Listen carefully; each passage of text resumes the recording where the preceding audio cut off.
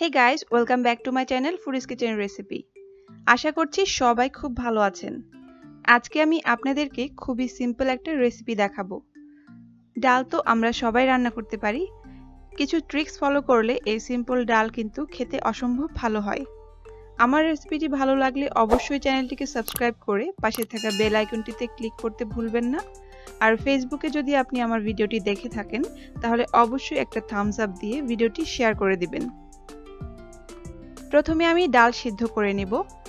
তার জন্য আমি নিয়েছি হাফ কাপ মসুরের ডাল, ভালো করে ধুয়ে নিয়েছি। এবার আমি দিয়ে দিচ্ছি পরিমাণ মতো পানি, লবণ দিয়ে দিচ্ছি স্বাদ মতো। এখন ডালটাকে ভালো করে সিদ্ধ করে নেব। এখানে একটা কথা বলে রাখি, অনেক সময় ডাল সিদ্ধ হতে সময় লাগে অথবা আপনার হাতে সময় কম, তখন আপনি চাইলে ডালের মধ্যে সামান্য বেকিং সোডা দিতে পারেন। এতে করে ডাল খুব তাড়াতাড়ি সিদ্ধ হবে। ডাল সিদ্ধ হয়ে গেছে। এবার আমি একটা ডাল ঘুটনি দিয়ে ডালগুলোকে ভালোভাবে ঘুটে দিচ্ছি। কেউ চাইলে এই কাজটা ইলেকট্রিক হ্যান্ড ব্লেন্ডার দিয়েও করতে পারেন। খুব ভালোভাবে ঘুটে দিতে হবে যেন ডাল আস্ত না থাকে।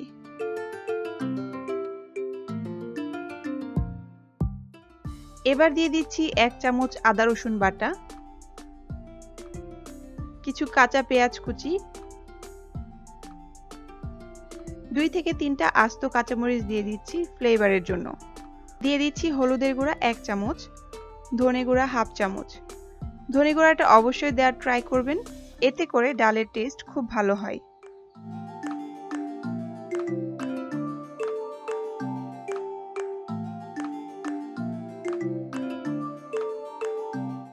এবার আমি এর মধ্যে ফুটন্ত গরম পানি দিয়ে দিচ্ছি 3 কাপ।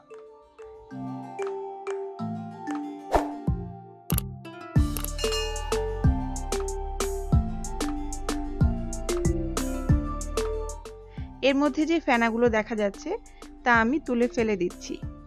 আর ডাল রান্নায় কিন্তু অবশ্যই আগে থেকে ফুটিয়ে রাখা পানি ব্যবহার করবেন, এতে করে ডালের স্বাদ অনেক ভালো হয়।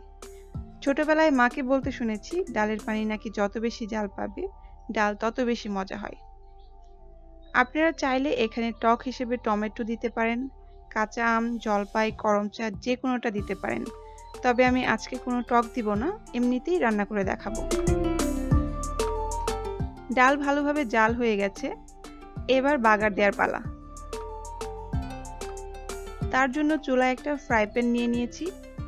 তেল দিয়ে দিচ্ছি পরিমাণ মতো। দিয়ে দিচ্ছি 2 থেকে 3টা আস্ত শুকনো মরিচ। মরিচ দিয়ে কিছুক্ষণ তেলের মধ্যে ভেজে নেব।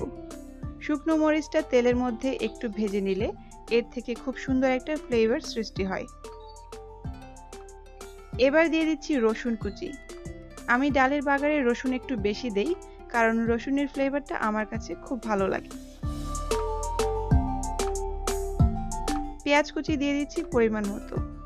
এবার এগুলো গোল্ডেন করে ভেজে নিব। পেঁয়াজ এবং রসুনের পরিমাণটা আপনারা যার যার পছন্দ মতো দিবেন।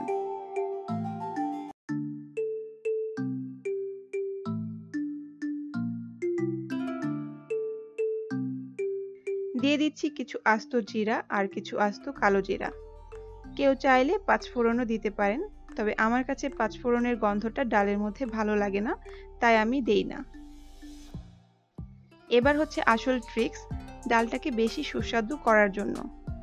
দিয়ে দিচ্ছি হাফ চামচ ভাজা রাঁধুনি এবং হাফ চামচ ভাজা জিরার গুঁড়া, যেটা কিনা এই সিম্পল ডালটাকে একদম স্পেশাল করে দিবে।